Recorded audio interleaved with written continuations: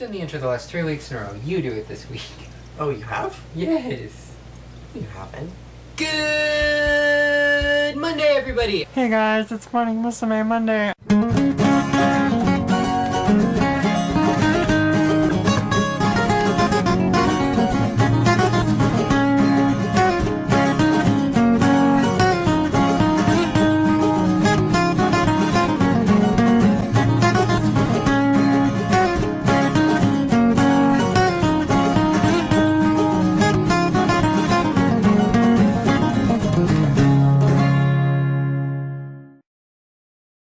Hello everybody, my name is Jeremy. And I'm Jake.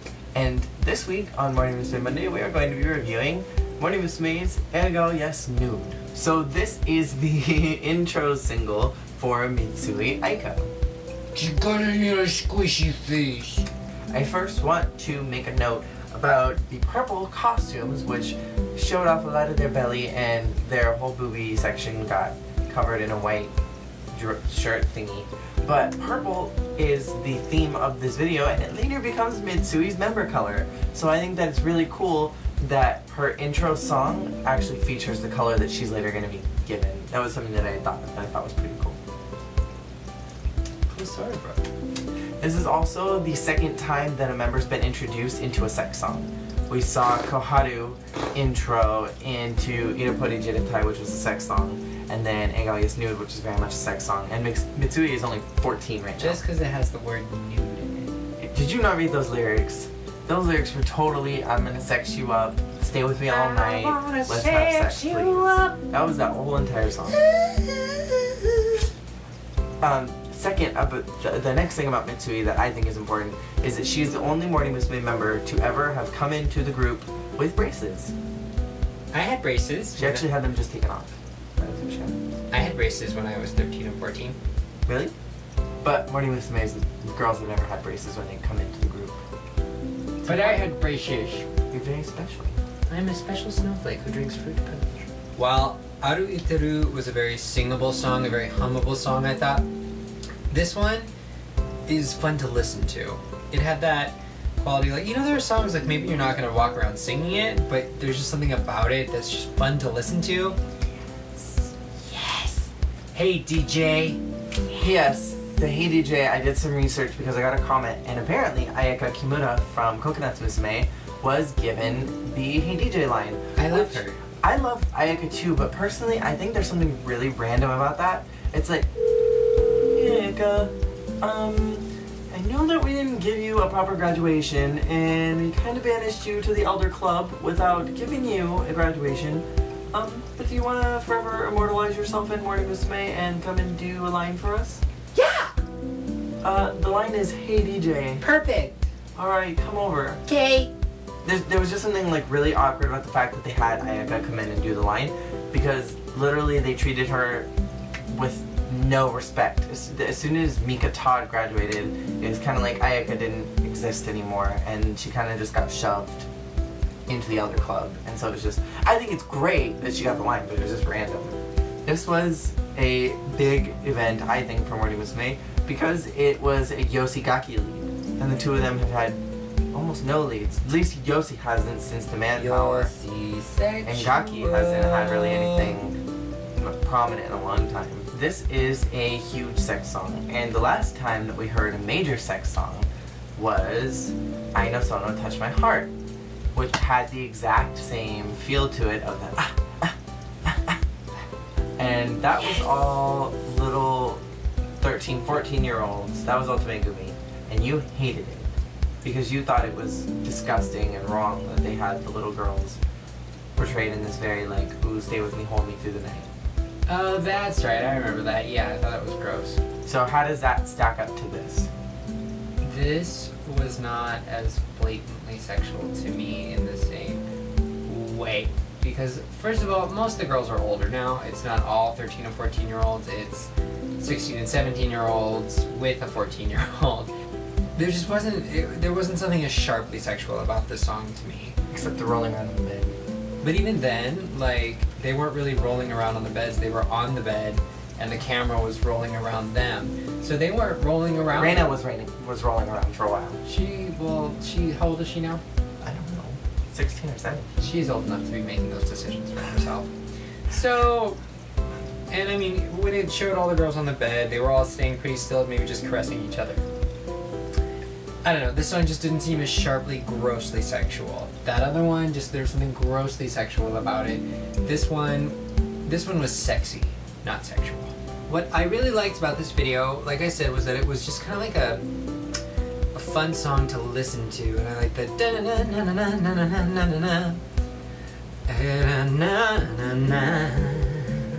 just, I don't know, I liked it. I liked the tune of it. I think Sunku did a good job with the lyrics and the music, actually. The lyrics were pretty good for this one.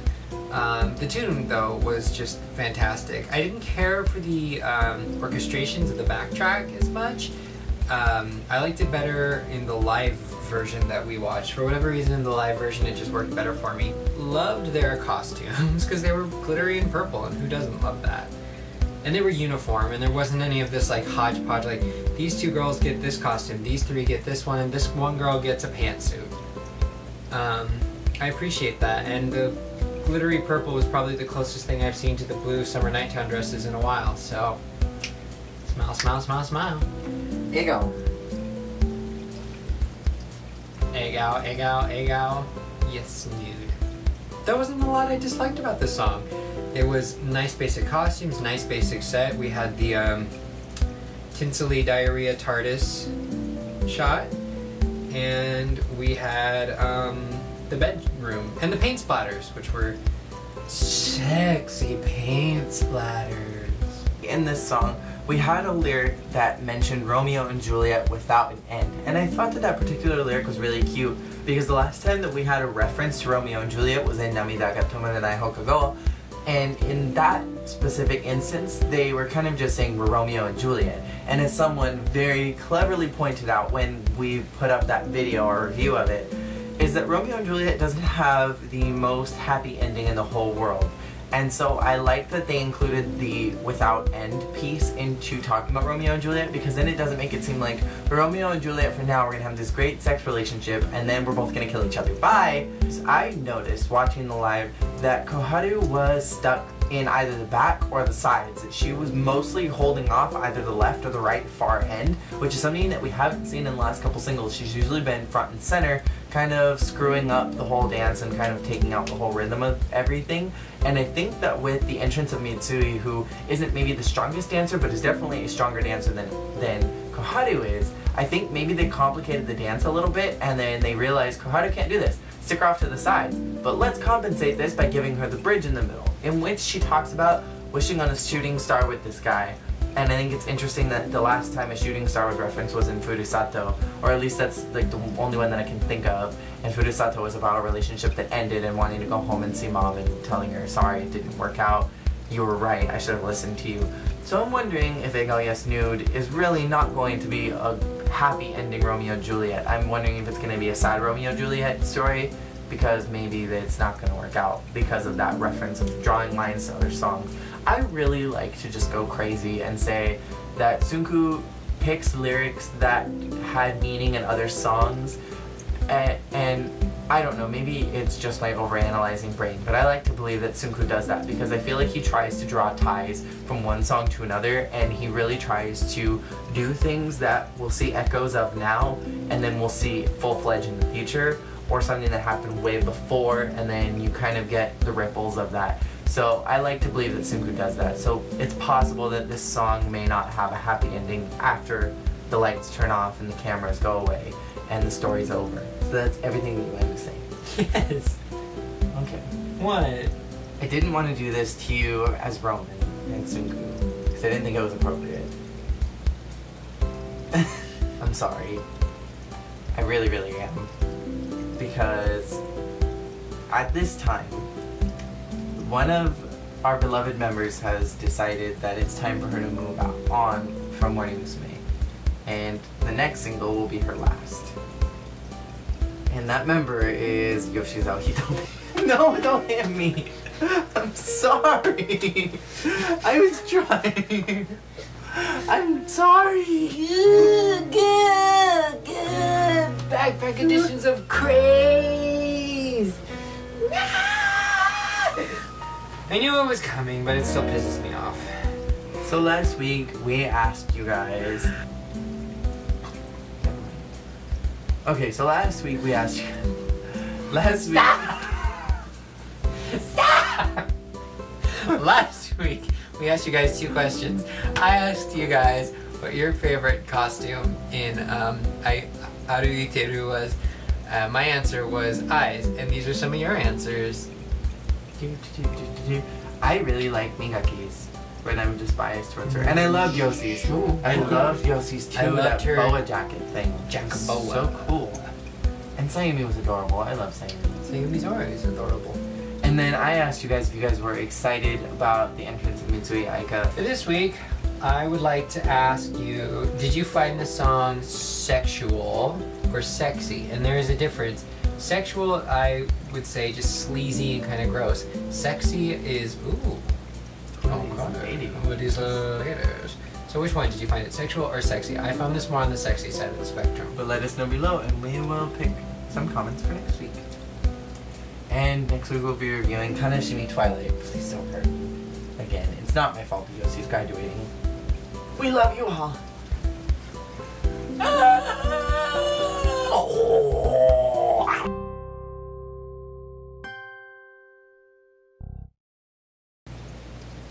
Sunku, Yes, Roman. this new girl, Aika? she's cute. Mm-hmm. She's a little young. Mm-hmm.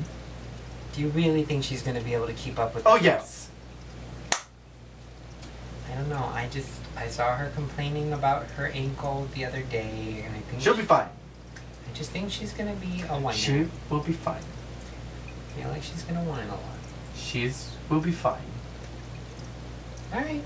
Absolutely fine. All right. I think that she's an adorable addition, and I think that the fans will eventually catch on. Whatever you say. Sunku, Yes? why are you letting Yossi leave? It's time for her to go. She's No! much too old. I don't care. I don't care. I've tried to stall her graduation for years, and she finally has pushed, and I have to let her go. I can't keep denying her. Who's gonna rock my banging costumes now? Maybe Aichan will. My Chan's too pretty. Maybe Kaki will. She's too girly too. Ai-chan and Gagi are too girly. Yossi brings that sexually ambivalent sex appeal. Is she a boy? Is she a girl? I don't care. She's gorgeous and we all want her. Let's try that with Koharu. I think I just had a brilliant idea. Koharu it is. Thank you, Roman. Have a wonderful day. I'm gonna go work on this with the producers.